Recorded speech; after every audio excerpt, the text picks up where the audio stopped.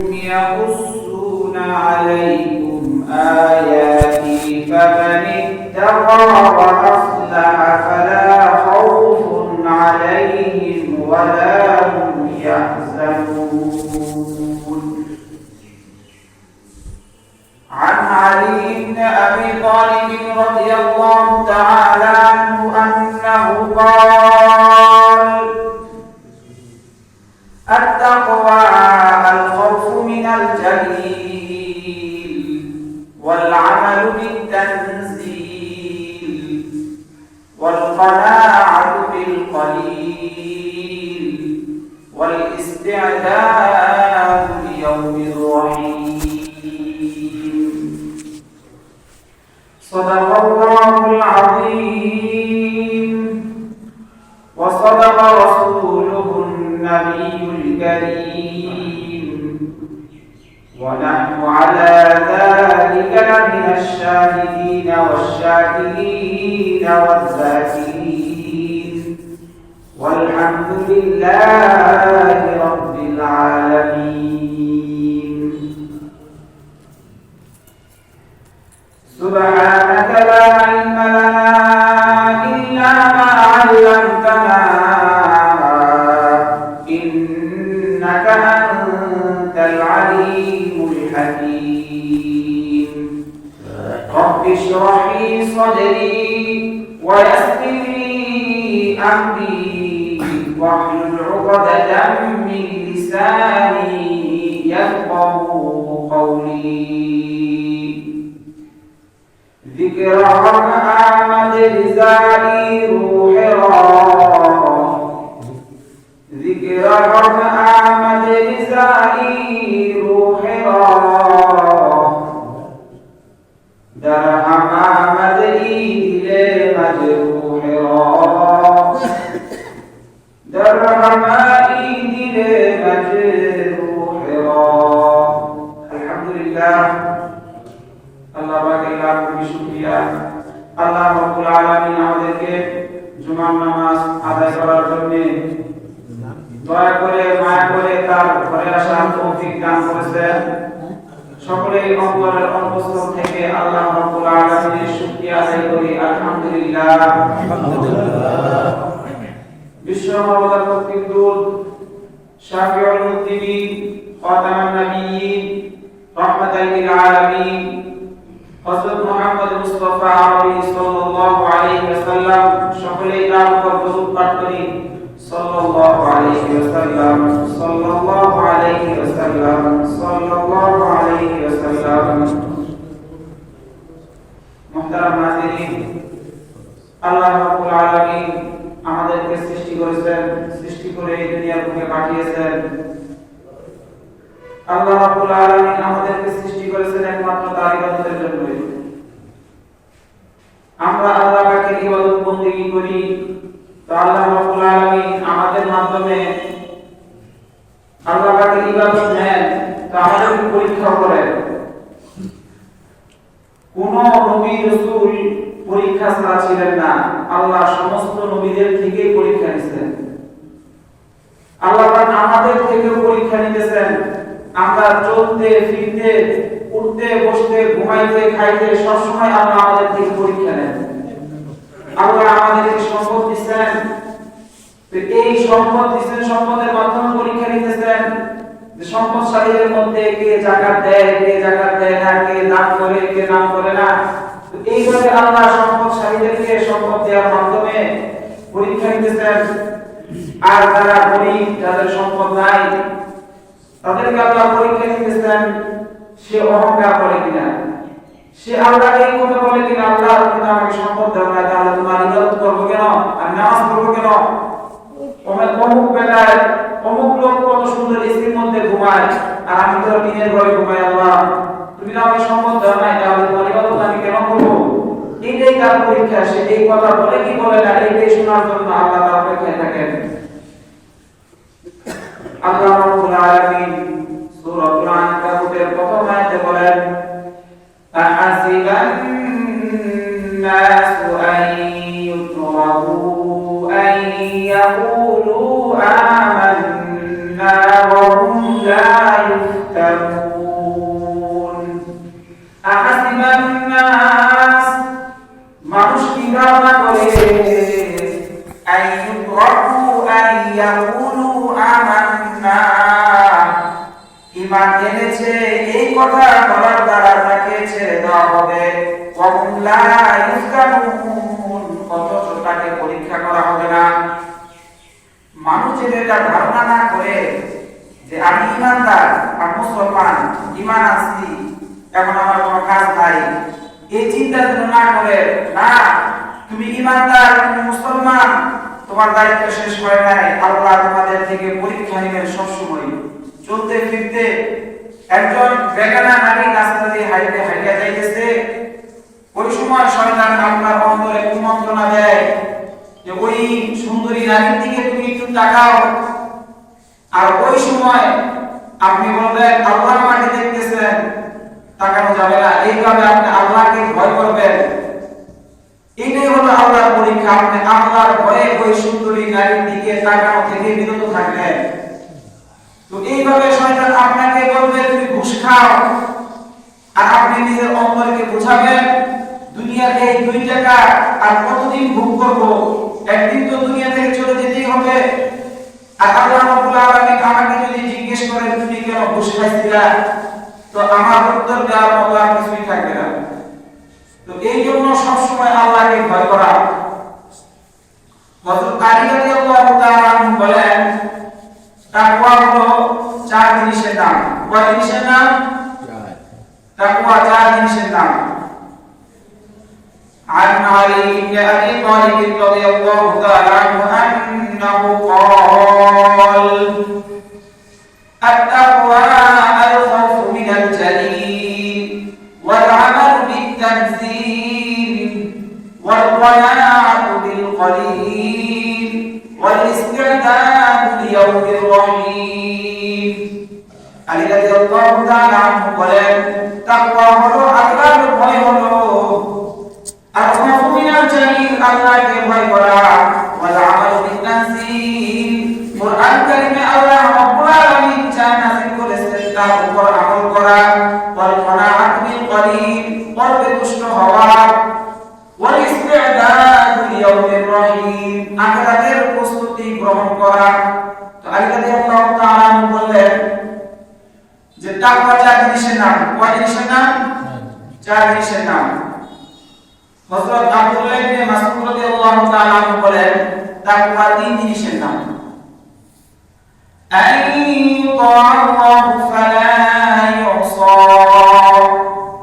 আল্লাহর আনুগত্য করা না ফরমানি না করা, ওয়া আইয়ুশকারা ফালা ইউফার আল্লাহর নিয়ামতের শুকরিয়া আদায় করা, অকৃতজ্ঞতা প্রকাশ না করা, ওয়া আইয়ুযকারা ফালা সদা সর্বদা আল্লাহকে স্মরণ করা, আল্লাহকে ভুলে না যাওয়া। তাহলে আব্দুল্লাহ ইবনে মাসউদ রাদিয়াল্লাহু তাআলা বললেন কয় জিনিসের নাম তাকওয়া? 3 জিনিসের নাম। আলী রাদিয়াল্লাহু তাআলা বলেন 4 জিনিসের নাম তাকওয়া, আর আব্দুল্লাহ ইবনে মাসউদ রাদিয়াল্লাহু তাআলা বলেন 3 জিনিসের নাম তাকওয়া। 1 নাম্বার আল্লাহর আনুগত্য করা, তার নাফরমানি না করা। 2 নাম্বার আল্লাহর নিয়ামতের শুকরিয়া আদায় করা, তার অকৃতজ্ঞতা প্রকাশ না করা। 3 নাম্বার সদা সর্বদা আল্লাহকে স্মরণ করা, আল্লাহকে ভুলে না যাওয়া। এই 3 জিনিসের নাম তাকওয়া। তো আল্লাহ রাব্বুল আলামিন আমাদেরকে তাকওয়া অবলম্বন করতে বলেছেন। আল্লাহ রাব্বুল আলামিন ব্যাপকভাবে সকল মানুষকে তাকওয়া অবলম্বন করতে বলেছেন, তাকওয়ার হুকুম দিয়েছেন। সূরাতুন নিসা 1 নম্বর আয়াতে আল্লাহ বলেন ইয়া আইয়ুহান নাসু তাকু রাব্বাকুমুল্লাযী খালাকাকুম মিন নাফসিন ওয়াহিদা হে সকল ইয়া আইয়ুহান নাসু তাকু রাব্বাকুম হে সকল তোমরা আল্লাহকে ভয় করো যিনি তোমাদেরকে এক আত্মা থেকে সৃষ্টি করেছেন, অর্থাৎ আদম আলাইহিস সালাম থেকে তোমাদেরকে সৃষ্টি করেছেন। তো আল্লাহ কোরআনে ব্যাপকভাবে সকল মানুষকে তাকওয়া অবলম্বন করার জন্য বলেছেন। আর বিশেষভাবে ঈমানদারদেরকে তাকওয়া অবলম্বন করতে হয়েছে। সূরা আলে ইমরানের 102 নম্বর আয়াতে আল্লাহ বলেন, ইয়া আইয়ুহাল্লাযীনা আমানু তাকুল্লাহা হাক্কা তুকাতিহি ওয়া লা তামুতুন্না ইল্লা ওয়া আনতুম মুসলিমুন। ইয়া আইয়ুহাল্লাযীনা আমানু তাকুল্লাহা হাক্কা তুকাতিহি, হে ঈমানদারগণ, তোমরা আল্লাহকে যথাযথ ভয় করো। ওয়া লা তামুতুন্না ইল্লা ওয়া আনতুম মুসলিমুন, তোমরা ঈমানদার না হয়ে মৃত্যুবরণ করবে না। তো এখানে বিশেষভাবে মুমিনদেরকে আল্লাহ হুকুম করছেন যে তোমরা আল্লাহকে ভয় করো যথাযথভাবে, আর মুমিন না হয়ে তোমরা মৃত্যুবরণ করবে না। আর কালিমাতুল ইখলাসকে কালিমাতুত তাকওয়া বলা হয়। কালিমাতুল ইখলাসকে কালিমাতুত তাকওয়া বলা হয়। আর কালিমাতুল ইখলাস হলো লা ইলাহা ইল্লাল্লাহ মুহাম্মাদুর রাসূলুল্লাহ। সূরাতুল ফাতিহার ২৬ নম্বর আয়াতে আল্লাহ বলেন, ইন জাআলাল্লাযীনা কাফারু ফী কুলুবিহিমুল হামিয়াতা হামিয়াতাল জাহিলিয়াতি ফাআনজালাল্লাহু সাকিনাতাহু আলা রাসূলিহি ওয়া আলাল মুমিনিনা ওয়া আলজামাহুম কালিমাতাত তাকওয়া ওয়া কানু আহাক্কা বিহা। إذ جعل الذين كفروا في قلوبهم الحمية حمية الجاهلية, যখন কাফেররা অন্তরে আগ্রহ অহমিকা করছিল জাহিলি যুগের আগ্রহ অহমিকার মতো, ফাআনজালাল্লাহু সাকিনাতাহু আলা রাসূলিহি ওয়া আলাল মুমিনিন, তখন আল্লাহ রাব্বুল আলামিন তার রাসূল এবং মুমিনদের উপর শান্তি বর্ষিত করলেন। ওয়া আলজামাহুম কালিমাতাত তাকওয়া, এবং কালিমাতুত তাকওয়াকে তাদের জন্য অবধারিত করে দিলেন। ওয়া কানু আহাক্কা বিহা ওয়া আহলাহা, আর এই কালিমাতুত তাকওয়া সবচেয়ে বেশি হকদার হলেন সাহাবায়ে কেরাম অর্থাৎ মুমিনরা। তাহলে কালিমাতুল ইখলাসকে কালিমাতুত তাকওয়া বলা হয়, আবার কালিমাতুত তাওহীদ বলা হয়। আর কালিমাতুল ইখলাস হলো লা ইলাহা ইল্লাল্লাহু মুহাম্মাদুর রাসূলুল্লাহ সাল্লাল্লাহু আলাইহি ওয়াসাল্লাম। তো আমরা লক্ষ্য করি যে সাহাবায়ে কেরামের ঈমানটা কেমন ছিল, সাহাবায়ে কেরাম কেমন আল্লাহকে ভয় করতেন। হযরত আবু বকর রাদিয়াল্লাহু তাআলা আনহু রাতের অন্ধকারে মদিনার গলি দিয়ে হাঁটতেছেন। ওই সময় রাস্তায় হযরত ওমর রাদিয়াল্লাহু তাআলা আনহুর সাথে সাক্ষাৎ হয়ে গেল। হযরত ওমর রাদিয়াল্লাহু তাআলা আনহু জিজ্ঞেস করলেন, ও আবু বকর, রাতের অন্ধকারে কোথায় যাইতেছেন? আবু বকর রাদিয়াল্লাহু তাআলা আনহু বলেন, একজন বিধবা নারীর থালা বাসন ধুইতে যাই। ওমর রাদিয়াল্লাহু তাআলা আনহু বলেন, এই জন্যই তো আপনি খলিফাতুর রাসূল সিদ্দিক আকবর খলিফা হওয়া সত্ত্বেও বিধবা নারীর থালা বাসন ধুইতে যান। আপনি খালি পায়ে এই ধারালো পাথরের উপর দিয়ে কেন হাঁটতেছেন? আপনার কি এক জোড়া জুতা নাই? ধারালো পাথরের আঘাতে যদি আপনার পা কেটে যায়, আপনার বেতন বাড়াইতে চাই, আপনি নেন না? আপনার কি এক জোড়া জুতা নাই? আমার জুতা খুলে দেই, আপনি পায়ে দিয়ে একটু হাঁটেন। তখন আবু বকর রাদিয়াল্লাহু তাআলা আনহু বললেন, ওমর রে, আমার এক জোড়া জুতা আছে, আমার এক জোড়া জুতা আছে। আমি এই জুতাদের আধারে নীরব মদিনার পথে জুতা পায়ে দিয়ে হাঁটতে আমার ভয় লাগে। আমার জুতার আওয়াজে যদি কারো ঘুম ভেঙে যায়, কাল হাসরের ময়দানে আল্লাহ যদি আমাকে জিজ্ঞেস করেন, তোমাকে খলিফা বানাইছিলাম আর তোমার পায়ের জুতার আওয়াজে মানুষের ঘুম ভেঙে গেছে, তখন আল্লাহর সামনে আমার আর বলার মতো কিছু থাকবে না। সাহাবায়ে কেরাম কতটুকু ভয় পেয়েছেন যে সামান্য জুতার আওয়াজে মানুষের ঘুম ভেঙে যাবে, তারা কষ্ট পাবে। এই কারণে জুতার পায়ে দিয়ে খলিফা হয়ে খালি পায়ে হাসলেন, বিধবা নারীর থালা বাসন ধুয়ে দিচ্ছেন। অথচ আমাদের সমাজে সামান্য একজন মেম্বার তার দিকে লক্ষ্য করুন। দূরে দোয়া দিলে আপনি বিমন্ত্রী বাড়ি দেন, সামান্য বেঙ্গলকে আপনাদের কতটুকু সেবা যত্ন করেন, আর খলিফা হয়ে তিনি বিধবা নারীর থালা বাসন ধোয়ার জন্য গেছেন। এখান থেকে আমাদের শিক্ষা, আমাদের যারা নেতা আছে তাদের শিক্ষা এখান থেকে, যে প্রজাদের সাথে কিভাবে আচরণ করতে হবে আর আল্লাহকে কিভাবে ভয় করতে হয়। কিতাবের মধ্যে এসেছে, এক ব্যক্তি তার সন্তানদেরকে ডাক দিয়ে বললেন, ও আমার সন্তানেরা, আমি যখন মৃত্যুবরণ করব তোমরা আমার লাশকে আগুনের মধ্যে পুড়াইয়া 3টা ভাগ করবা।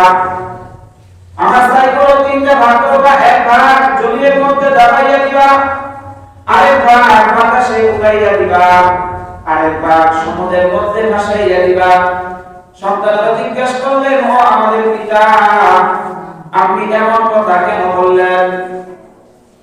তারপর বাবা উত্তর দেয়, তোমাদের জানার দরকার নাই, আমি তোমাদেরকে যে আদেশ করেছি ওই আদেশ অনুযায়ী তোমরা আমল করবা। কিছুদিন পরে লোকটি মারা যায়। মারা যাওয়ার পর সন্তানেরা তার লাশকে পুড়াইয়া রাস্তাগুলো 3টা ভাগ করে। ভাগ করার পর এক ভাগ জমিনের মধ্যে দাবাইয়া দেয়, আরেক ভাগ বাতাসে উড়াইয়া দিল, আরেক ভাগ সমুদ্রের মধ্যে ভাসাইয়া দিল। আল্লাহ রব্বুল আলামিন মৃত্যুর পরে মানুষকে জীবিত করতে পারেন কি পারেন না?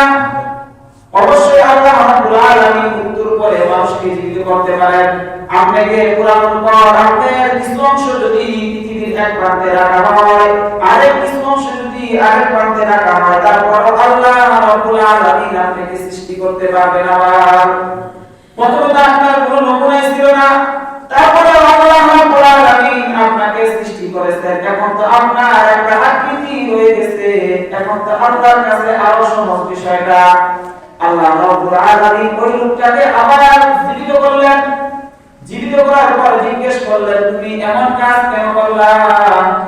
লোকটা আল্লাহকে বলে, আল্লাহ, আমি তোমার ভয়ে এমনটা করছি। আল্লাহ, তোমার সামনে দাঁড়ানোর মতো সাহস আমার ছিল না, তোমার সামনে কথা বলার মতো সাহস আমার ছিল না, তোমার কাছে কি জবাব দিব এই ভয়ে আমি আমার সন্তানদেরকে আদেশ করেছি তারা যেন আমাকে পুরাইয়া ফেলে, আমাকে আর কোথায় খুঁজে না পাওয়া যায়। এই কথা বলার সাথে সাথে আল্লাহর রহমত আয়েশা ওই বান্দাকে বেষ্টন করে দেয়, আর আল্লাহর রহমত তাকে জান্নাত পর্যন্ত পৌঁছে দেয়। বলেন সুবহানাল্লাহ। এটা আমরা যেন না করি। এটা তার মধ্যে অনেক একটা ভয় ছিল, সেই জন্য সন্তানদেরকে এমন একটা আদেশ করতে। এটা তার ভয়টা প্রকাশ পাইছে।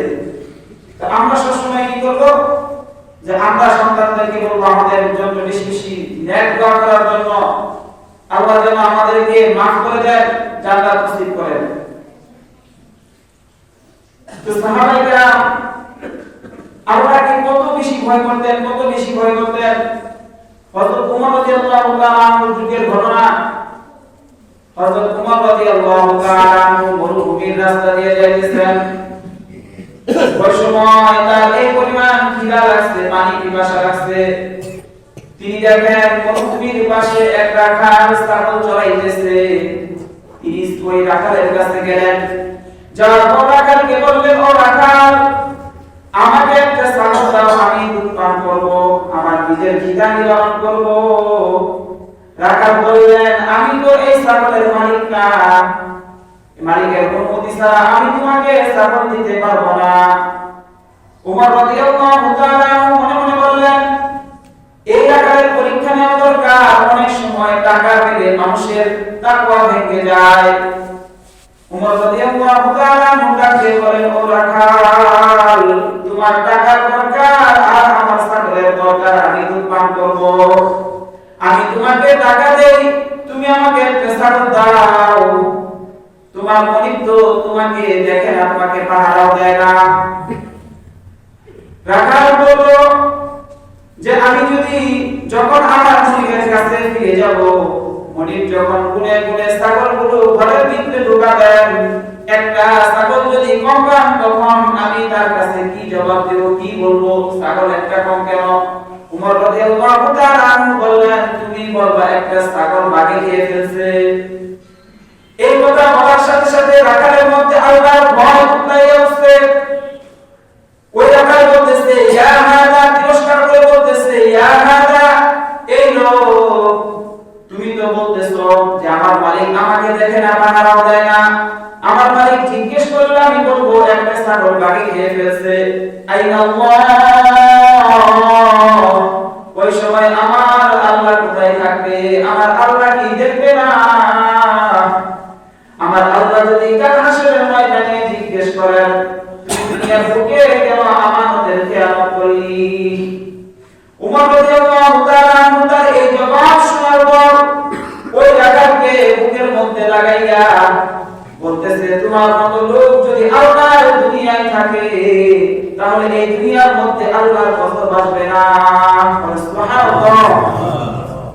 এজন্য মুত্তাকি কখনো জুলুম করতে পারে না, মুত্তাকি কখনো মানুষকে ধোঁকা দিতে পারে না, মুত্তাকি দুধের মধ্যে পানি মিশাইতে পারে না, মুত্তাকি ওজনে কম দিতে পারে না, মুত্তাকি রাতের অন্ধকারে গোপনের মধ্যে গুনাহ করতে পারে না।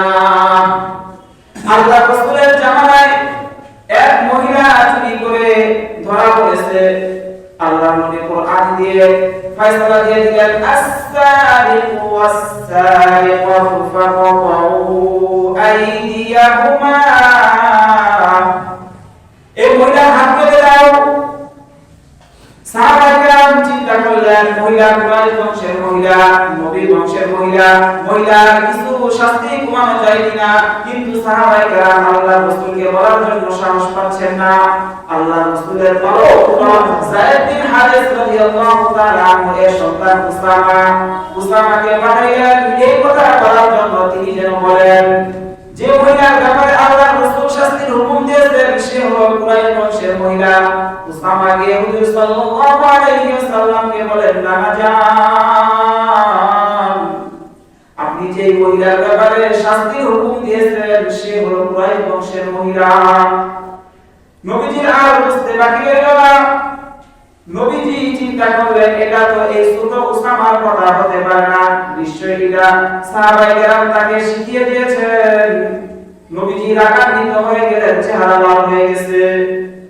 নবীজি সাহাবায়ে কেরামদেরকে ডাক দিয়ে বললেন ও আমার সাহাবীরা, তোমরা আমাকে বলার সাহস পাও নাই, উসামাকে পাঠাইছো। এরপর নবীজি কুরাইশ বংশের মহিলাদেরকে লক্ষ্য করে বললেন ও কুরাইশ বংশের মহিলারা, তোমরা কান করে শুনে রাখো, আজ যদি আমার মেয়ে ফাতেমা চুরি করতো, আল্লাহর কসম আমি নিজ হাতে তার হাত কেটে দিতাম। তাহলে দেখেন নবীরা কেমন আল্লাহকে ভয় করতেন। আল্লাহর বিধানের সামান্য পরিমাণও তারা শিথিল করেন নাই। আল্লাহর বিধান যেটা যেমন ছিল ওইভাবেই সেটাকে পালন করতেন। আম্বিয়া কেরাম সবচেয়ে বেশি আল্লাহকে ভয় করতেন, সবচেয়ে বেশি। কোন জায়গায় যদি আল্লাহর নাফরমানি হইতো তারা সাথে সাথে বাধা দিতেন। এজন্য আম্বিয়া কেরাম তাদের উম্মতদেরকে তাকওয়ার ব্যাপারে আদেশ করেছেন, ওসিয়ত করেছেন। সূরাতুশ শুআরা 106 নম্বর আয়াতে আল্লাহ বলেন ইয ক্বালা লাহুম নূহুন আলা তাত্তাকুন, নূহ আলাইহিস সালাম তার সম্প্রদায়কে বললেন তোমরা কি তাকওয়া অবলম্বন করবে না? সূরাতুত তাকওয়ার 126 নম্বর আয়াতে আল্লাহ বলেন ইয ক্বালা লাহুম হুদুন আলা তাত্তাকুন, ওই সময়কে স্মরণ করো যখন হুদ আলাইহিস সালাম তার সম্প্রদায়কে বললেন তোমরা কি তাকওয়া অবলম্বন করবে না? সূরাতুশ শুআরা 42 নম্বর আয়াতে আল্লাহ বলেন ইয ক্বালা লাহুম সালিহুন আলা তাত্তাকুন, ওই সময়কে স্মরণ করো যখন সালেহ আলাইহিস সালাম তার সম্প্রদায়কে বললেন তোমরা কি তাকওয়া অবলম্বন করবে না? সূরাতুশ শুআরা 142 নম্বর আয়াতে 161 নম্বর আয়াতে আল্লাহ বলেন ইয ক্বালা লাহুম লূতুন আলা তাত্তাকুন, ওই সময়কে স্মরণ করো যখন তাদের ভাই লূত আলাইহিস সালাম তার সম্প্রদায়কে বললেন তোমরা কি তাকওয়া অবলম্বন করবে না? সূরাতুশ শুআরা 177 নম্বর আয়াতে আল্লাহ বলেন ইয ক্বালা লাহুম শুআইবুন আলা তাত্তাকুন, যখন ইব্রাহিম আলাইহিস সালাম তার সম্প্রদায়কে বললেন তোমরা কি তাকওয়া অবলম্বন করবে না? সূরাতুল আনকাবুতের 16 নম্বর আয়াতে আল্লাহ বলেন ওয়া ইব্রাহিম ইয ক্বালা লিকাওমিহি আবুদুল্লাহা ওয়াত্তাকুহ। ইব্রাহিম আলাইহিস সালাম তার সম্প্রদায়কে বললেন তোমরা আল্লাহর ইবাদত করো, ওয়াত্তাকুহ তোমরা আল্লাহকে ভয় করো। এইভাবে আম্বিয়া কেরাম তার উম্মতদেরকে ওসিয়ত করেছেন আল্লাহকে ভয় করার ব্যাপারে। তো আল্লাহকে ভয় করার অনেক উপকারিতা আছে, অনেকগুলো উপকারিতা আছে। তো আল্লাহকে যদি কেউ ভয় করে আল্লাহ তাকে ভালোবাসে, কেউ যদি তাকওয়া অবলম্বন করে। সূরাতুত তাওবা 4 নম্বর আয়াতে আল্লাহ বলেন ইন্নাল্লাহা ইউহিব্বুল মুত্তাকিন। নিশ্চয়ই আল্লাহ রাব্বুল আলামিন মুত্তাকিদেরকে ভালোবাসেন। ধরেন আপনি রাস্তা দিয়ে হেঁটে যাইতেছেন, কারো পকেট থেকে 500 টাকা পড়ে গেল, আপনি চাইলে ওই টাকাটা দিয়ে দিতে পারেন। তখন আপনি আল্লাহকে ভয় করলেন, আল্লাহকে স্মরণ করলেন। আল্লাহকে স্মরণ করার পর আল্লাহর ভয়ে ওই টাকাটা ওই টাকার মালিকের কাছে পৌঁছে দিলেন। আপনি চিন্তা করবেন কাল হাসরের ময়দানে আপনি আল্লাহর কাছে কি জবাব দিবেন। এই জন্য আপনি টাকাটা মারেন নাই।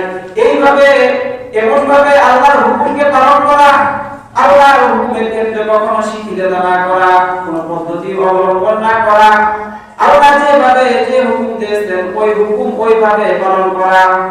2 নম্বর উপকারিতা হলো সবসময় আল্লাহ রাব্বুল আলামিন মুত্তাকিদের সাথে থাকেন। সূরাতুন নাহলের 128 নম্বর আয়াতে আল্লাহ বলেন ইন্নাল্লাহা মা'আল্লাযীনা ইত্তাকাও ওয়াল্লাযীনা হুম মুহসিনুন।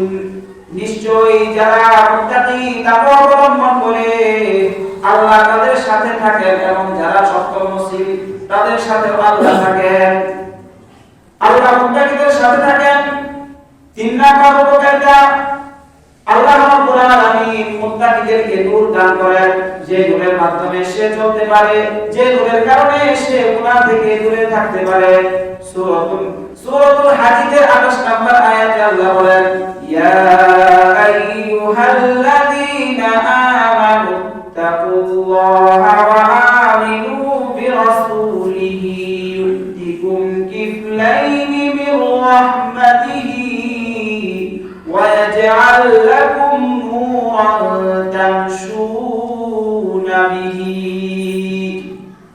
ইয়া আইয়ুহাল্লাযীনা আমানু তাকুল্লাহ, হে ইমানদারগণ তোমরা আল্লাহকে ভয় করো, ওয়া আমিনু বিরাসূলিহি এবং তার রাসূলের উপর ঈমান আনো, ইউতিকুম কিফলাইনি মির রাহমাতিহি, তাহলে আল্লাহ রাব্বুল আলামিন তোমাদেরকে নিজ রহমতে দ্বিগুণ সওয়াব দান করবেন। ওয়া ইয়াজআল লাকুম নূরা, তোমাদেরকে এমন এক নূর দান করবেন তামশুনা বিহি, যে নূরের মাধ্যমে তোমরা চলতে পারবে। এই নূর থাকার কারণে তোমাদের দ্বারা কখনো গুনাহ হবে না। এই জন্য কেউ যদি আল্লাহর তাকওয়া অবলম্বন করতে পারে আল্লাহ তাকে আল্লাহর পক্ষ থেকে একটা নূর দান করেন। সুবহানাল্লাহ। 4 নম্বর উপকারিতা হলো সূরাতুত তালাকের 2-3 নম্বর আয়াতে আল্লাহ বলেন যে মুত্তাকি তাকওয়া অবলম্বন করবে আল্লাহ রাব্বুল আলামিন তাকে গায়েব থেকে রিজিকের ব্যবস্থা করে দিবেন। আল্লাহ বলেন ওয়া মান ইয়াত্তাকিল্লাহা ইয়াজআল লাহু মাখরাজা ওয়া ইয়ারযুকহু মিন হাইথু লা ইয়াহতাসিব। ওয়া মান ইয়াত্তাকিল্লাহা ইয়াজআল লাহু মাখরাজা, যে আল্লাহকে ভয় করবে আল্লাহ রাব্বুল আলামিন সব প্রকার দুশ্চিন্তা এবং বিপদ আপদ থেকে তাকে মুক্ত করার ব্যবস্থা করে দিবেন। ওয়া ইয়ারযুকহু মিন হাইথু লা ইয়াহতাসিব, এমন স্থান থেকে তার জন্য রিজিকের ব্যবস্থা করে দিবেন সে কল্পনাও করতে পারবে না। 5 নম্বর উপকারিতা যারা তাকওয়া অবলম্বন করবে আল্লাহ রাব্বুল আলামিন তাদেরকে অসংখ্য অগণিত নিয়ামত দান করবেন। সূরাতুল তালাকের 5 নম্বর আয়াতে আল্লাহ বলেন ওয়া মান ইয়াত্তাকিল্লাহা ইউকাফির আনহু সাইয়্যাতিহি ওয়া ইউ'তিম লাহু আজরা, যে আল্লাহকে ভয় করবে আল্লাহ তাকে অসংখ্য অগণিত বিশাল নিয়ামত দান করবেন। 6 নম্বর উপকারিতা সূরাতুল আ'রাফের 35 নম্বর আয়াতে আল্লাহ বলেন যে মুত্তাকি যে আমাকে ভয় করবে সে সব সময় আল্লাহ তাকে শুভ পরিণতি দান করবেন। আল্লাহ রাব্বুল আলামিন বলেন, ইয়া বানি আদম ইম্মা ইয়াতিয়ান্নাকুম রুসুলুম মিনকুম ইয়াকুসুনা আলাইকুম আয়াতি ফামানিত্তাকা ওয়া আসলাহা ফালা খাউফুন আলাইহিম ওয়া লা হুম ইয়াহজানুন। ইয়া বানি আদম, হে আদম সন্তান, ইম্মা ইয়াতিয়ান্নাকুম রুসুলুম মিনকুম, যখন তোমাদের মধ্য থেকে রাসূলগণ তোমাদের নিকট আসেন, ইয়াকুসুনা আলাইকুম আয়াতি, এবং তোমাদের নিকট আমার আয়াতগুলো বর্ণনা করে শোনায়, ফামানিত্তাকা, এই আয়াতগুলো শোনার পর যে আমাকে ভয় করবে, ওয়া আসলাহা, এবং তার নিজের আমলকে সংশোধন করে দিবে, ফালা খাউফুন আলাইহিম ওয়া লা হুম ইয়াহজানুন, তার কোনো চিন্তা নাই, তার কোনো ভয় থাকবে না। 7 নম্বর উপকারিতা, সূরাতুল আরাফের 96 নম্বর আয়াতে আল্লাহ বলেন, قال موسى لقومه استعينوا بالله واصبروا إن الأرض لله يورثها من يشاء من عباده والعاقبة للمتقين।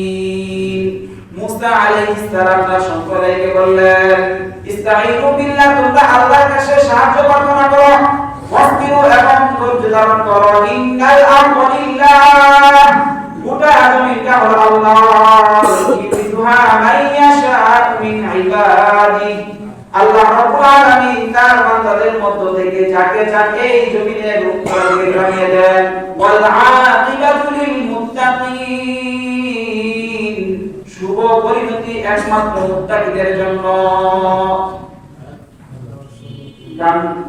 গান বাসন চালু করে দিন।